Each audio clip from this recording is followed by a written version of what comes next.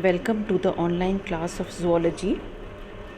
Today we are going to do the topic of fish biology, and that is the second part of chondrichthyes. As we have studied in the earlier part that chondrichthyes includes cartilaginous fishes, and it is divided into two subclasses, Elasmobranchi and Holocephali. So we started with Elasmobranchi first, and I told you that Elasmobranchi are plated gill fishes, and they have a long history of survival forms. जैसे from Devonian to the recent times they are still there, and their endoskeleton is made up of cartilage. That is why they are popularly known as cartilaginous fishes. Now we'll do general characters of Elasmobranchs. Now सबसे पहले हम जो बताएंगे कि एलास्मोब्रैंक्स जो हैं वो ज़्यादातर मरीन होते हैं, यानी कि समुद्र में पाए जाते हैं. बहुत कुछ ही ऐसे हैं जो कि फ्रेश वाटर में मिल जाएंगी, लेकिन ज़्यादातर जो है एलास्मोब्रैंक फिशेस मरीन फिशेस होती हैं. मरीन फिशेस जो एलास्मोब्रैंक फिशेस हैं उनको हम कॉमनली अगर हम कैटेगराइज करें उनको, तो वो दो तरह की फिशेस होती हैं. एक तो शार्क्स और दूसरी raise. They are characterized by cartilaginous endoskeleton which is partly calcified also. And exoskeleton जो होता है, अभी endoskeleton तो मैंने बताया आपको cartilaginous है.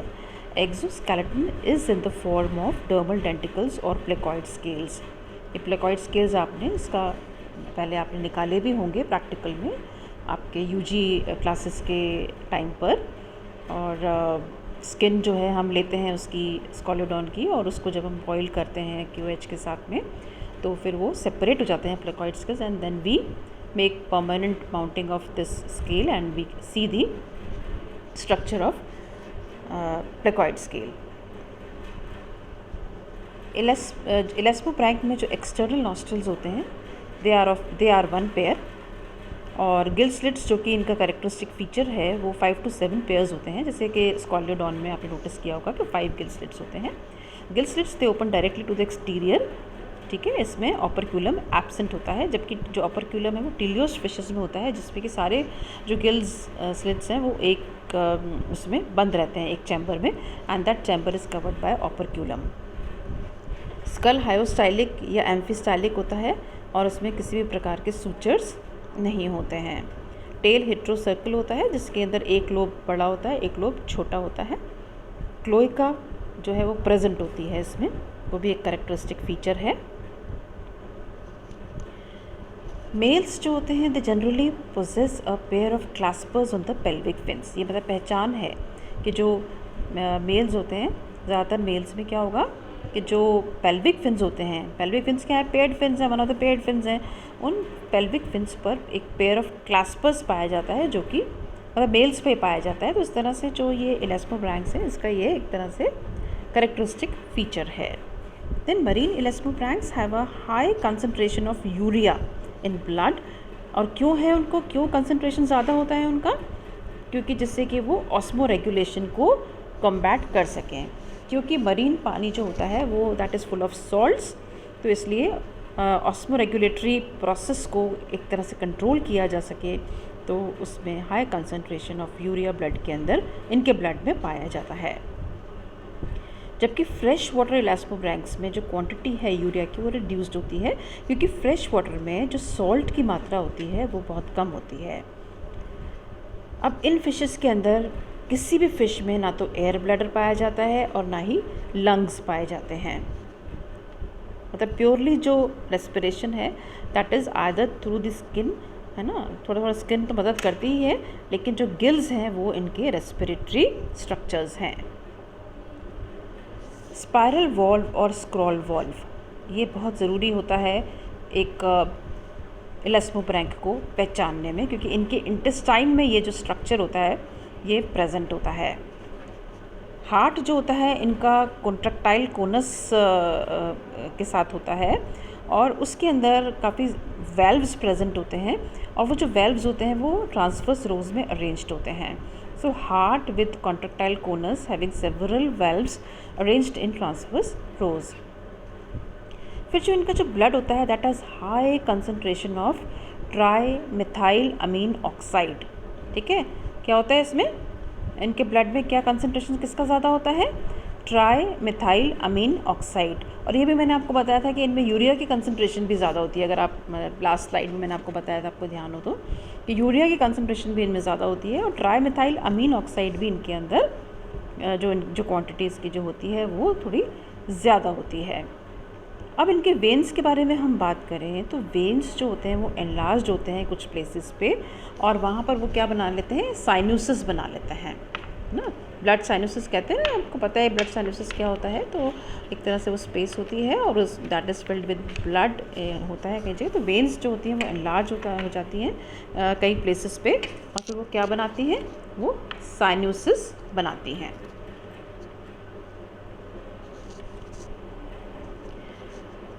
अब अगर हम बात करें इनके फीडिंग के बारे में बात करें या इनका जो what is the mode of feeding, तो वो होता है they are predaceous, mostly they are predaceous, यानी कि उनका खाना क्या होता है, they attack the another animal, उनको मतलब जो प्रे होता है उनका उसको अटैक करते हैं and they try to eat that, या जो उस पर वो फीड करते हैं जो अनदर फिश है या जो अनदर सी एनिमल है कोई भी, तो उस पर अटैक करके and they make that animal their food. ठीक है, तो इस तरह से दे आर यूजुअली प्रेडेशियस। ठीक है, नाउ अब ये है कि ये पाए कहाँ जाते हैं, है ना। तो जो इलास्मोब्रैंकाई फिशेस जो हैं वो ज़्यादातर कहाँ मिलती हैं, ट्रॉपिकल और सब ट्रॉपिकल ओशंस में, जो है ना, जो ओशंस जो कि ट्रॉपिकल होते हैं और सब ट्रॉपिकल होते हैं, उन ओशंस में ये जो फिशेस हैं, ये इलास्मोब्रैंक फिशेस जो है वो उनकी लोकेशन ये होती है, उनका हैबिटेट ये होता है, ये ट्रॉपिकल एंड सब ट्रॉपिकल ओशंस। फिर आपको बहुत अच्छे से याद होगा कि जब हम स्कॉलिडॉन का डिसेक्शन करते हैं तो उसमें एक डिसेक्शन सेमी सर्कुलर कैनाल का भी होता है। जो ये सेमी सर्कुलर कैनाल्स हैं ये एक तरह से इंटरनल ईयर में का पार्ट है। इंटरनल ईयर में ये जो सेमी सर्कुलर कैनाल्स प्रेजेंट होते हैं और थर्ड ईयर में जब पहले डिसेक्शंस अलाउड होते थे तब हम इसको निकालते भी थे, डिसेक्शन इसका करते थे और हम semi circular canals internal ear में से प्रॉपरली डिसेक्ट आउट करके इनको हम वॉच क्लास में रखते थे to see the structure properly, कि भाई कौन कौन से इसमें कैनाल्स हैं, कौन कौन से इसके अंदर लूप्स हैं, वो सब हम उसके अंदर करते थे। तो इस तरह से इंटरनल ईयर के अंदर इनका ये जो प्रेजेंस है सेमी सर्कुलर कैनाल्स की, ये भी एक तरह से करेक्टरिस्टिक फीचर है इलास्मोब्रैंकाई का। Then size of the brain is large in relation to the size of the body. ठीक है, अगर हम रिलेशनशिप निकालते हैं दोनों का कंपैरिजन करके या कंपैरेटिव वो निकालते हैं, नंबर निकालते हैं, तो जो ब्रेन का साइज़ है वो थोड़ा सा बॉडी के साइज़ से बड़ा होता है। अब है रिप्रोडक्शन के बारे में बात करें तो रिप्रोडक्शन में ये है कि इन फिशेस में, यानी कि जो इलास्मोब्रैंकाई फिशेस हैं, इसमें ओवीपैरिटी भी पाई जाती है, विविपैरिटी भी पाई जाती है। ओवीपेरस वो एनिमल्स होते हैं जो कि अंडे के थ्रू जिसमें रिप्रोडक्शन होता है, यानी कि they lay eggs and then from that eggs the animal hatches out, है ना, तो उसको हम कहते हैं oviparity. And in case of viviparity क्या होता है कि जो बेबी है उस एनिमल का वो इंटरनली ग्रो करता है एंड देन जो पूरा जो बेबी है वो फिर बाहर निकलता है मदर की बॉडी से, तो उसको हम विविपेरस कहते हैं। जैसे हम लोग विविपेरस हैं, आपको पता ही है ये चीज़। ठीक है, इस तरह से। अब जो ओविपेरस फॉर्म्स होते हैं they include the skates and few orders of sharks. ठीक है, ओविपेरस फॉर्म्स, जो स्केट्स हैं वो पूरी तरह से ओविपेरस फॉर्म्स हैं, यानी दे ले एग्स। लेकिन जो शार्क्स हैं उसमें से कुछ ही ऑर्डर्स हैं जो कि ओविपेरस हैं, अदरवाइज दे आर विविपेरस। जो शार्क्स होती हैं वो विविपेरस, ज़्यादातर विविपेरस होती हैं ना। विविपेरस फॉर्म्स में भी क्या होता है कि दोनों तरीके के होते हैं, या तो प्लासेंटल हो सकते हैं, जैसे कि हम लोगों में भी क्या होता है, प्लासेंटा होता है ना। इसी तरह से फ़िश के अंदर भी कुछ जो विविपेरस फॉर्म्स हैं उनमें प्लासेंटल टाइप भी हो सकता है और ए प्लासेंटल टाइप भी हो सकता है। तो ए प्लासेंटल टाइप में ओवोविविपेरस कहते हैं अपन उसको। अगर वो मतलब ए प्लासेंटल टाइप को क्या कहलाएंगे अपन? Ovoviviparous type. ठीक है। नाउ फर्टिलाइजेशन इस केस में इंटरनल होता है। ठीक है। और अब क्योंकि इंटरनल फर्टिलाइजेशन हो रहा है तो उसको हम थोड़ा सा एडवांस्ड करेक्टर भी मानते हैं इसका, है ना। तो फर्टिलाइजेशन इज़ इंटरनल, यानी कि अंदर हो रहा है, मदर की बॉडी के अंदर फर्टिलाइजेशन हो रहा है, बाहर नहीं हो रहा। नहीं तो नॉर्मली हम पहले पढ़ते आ रहे हैं इनवर्टिब्रेट्स में, जैसे हमने पढ़ा था, और जो प्रोटोकॉर्डेट्स में हमने पढ़ा कि जो एग्स जो हैं वो मतलब उसमें मतलब फर्टिलाइजेशन जो एक्सटर्नल होता है उसमें क्या होता है कि जो एग्स होते हैं वो बाहर ले कर दिए जाते हैं और फिर जो मेल होता है वो जो स्पर्म्स हैं वो उस पर छोड़ देता है एंड फाइनली उसमें फर्टिलाइजेशन बाहर हो जाता है। ठीक है। लेकिन इस केस में जो एग है वो अंदर ही रहता है मदर के अंदर एंड स्पर्म्स जो हैं वो अंदर जाते हैं और फिर उस तरह से फिर इंटरनली वो फर्टिलाइज होता है और आगे का प्रोसेस रिप्रोडक्शन का स्टार्ट हो जाता है।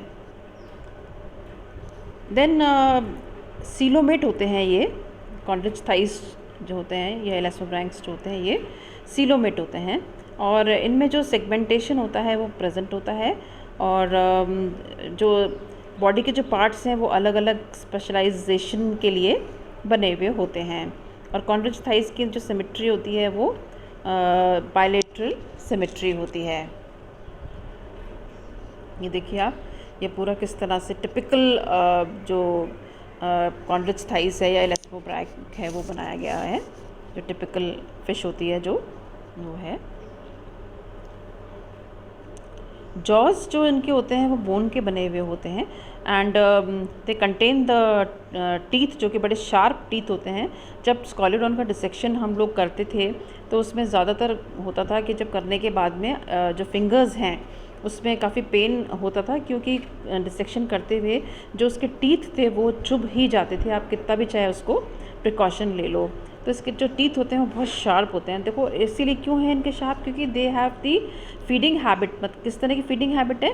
प्रेडेशियस, है ना, प्रेडेटरी होते हैं ये, तो इसलिए उनके जो टीथ होते हैं वो भी उसी हिसाब से बने हुए होते हैं। हालांकि कुछ स्पीशीज़ में जो होता है जो जॉज होते हैं दे extend out also from the body.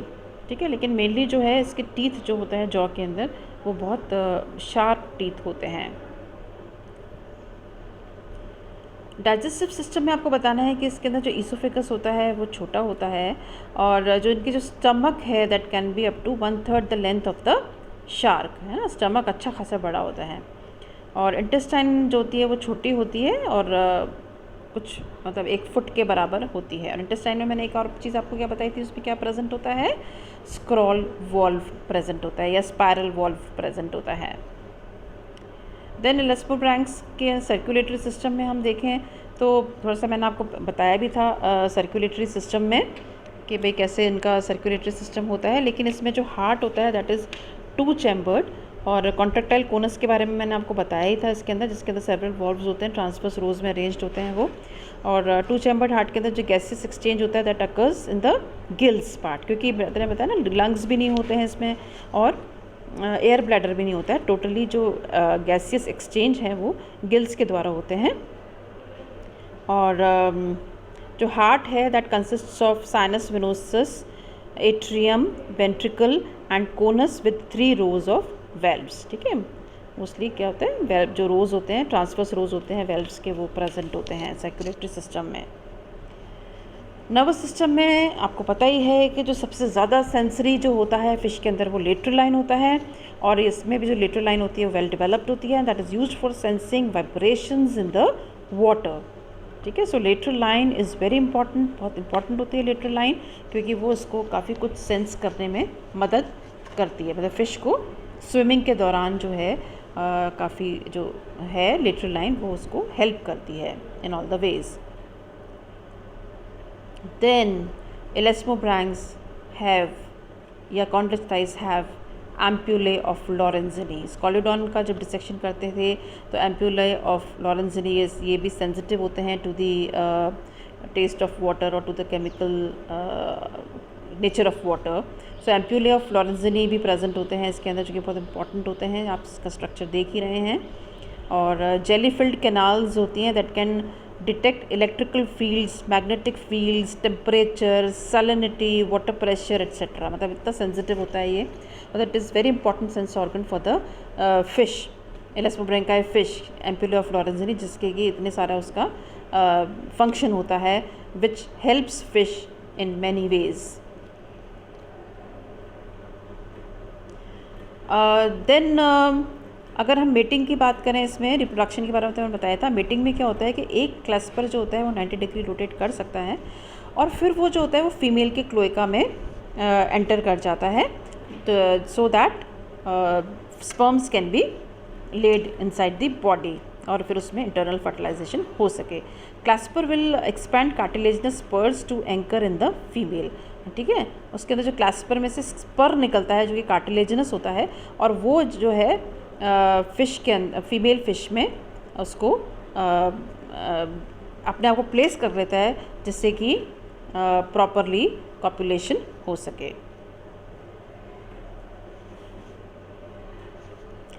सो इस तरह से जो इसके जो जनरल कैरेक्टर्स थे एलास्मोब्रैंकाई के, वो ओवर होते हैं। और अब आप जो दोनों पार्ट्स हैं उनको फिर से आप एक बार रिवाइज़ कर लीजिएगा, क्योंकि जो थर्ड पार्ट है उसमें हम क्लासिफिकेशन ऑफ कॉन्ड्रिच थाइस स्टार्ट करेंगे, जिसमें कि मैंने आपको पहले बताया ही था कि कॉन्ड्रिच थाइस की जो है दो क्लास होती है, एक एलास्मोब्रैंकाई और होलोसिफलाई। तो इसमें हम जो, क्योंकि एलास्मोब्रैंकाई हमने स्टार्ट कर दिया था, उसके कैरेक्टर्स हमने एलास्मोब्रैंकाई के स्टार्ट कर दिए थे। So we'll continue with the classification of elasmobranchii in our next class. Till then, thank you so much.